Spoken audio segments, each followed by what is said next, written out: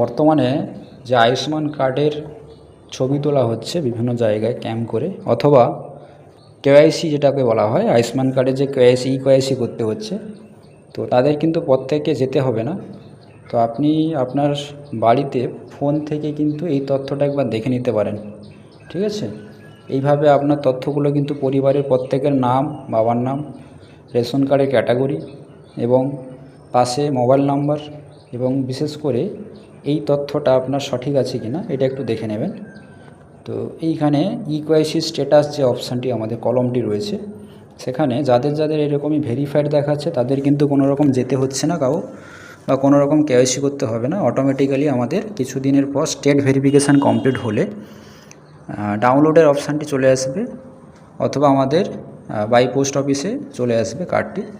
যাদের যাদের কিন্তু এরকমই আইডেন্টিফাইড দেখাচ্ছে তাদের কিন্তু কেওয়াইসি করতে হবে, আর যাদের আনআইডেন্টিফাইড দেখাচ্ছে ওদের কিন্তু কোনো রকম ভুল থাকার জন্য, অর্থাৎ রেশন কার্ডে বা খাদ্য সুরক্ষা কার্ডের সাথে আধার কার্ডে কোনো রকম ভুল থাকার জন্য, সেটা আনআইডেন্টিফাইড দেখাচ্ছে, ওনাদের কিন্তু আগে রেশন কার্ডের যে তথ্যটি ভুল রয়েছে সেটি সংশোধন করতে হবে, তারপর কেওয়াইসি করা যাবে।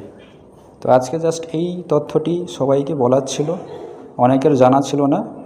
তো আজকে এই অবধি, ধন্যবাদ সবাইকে।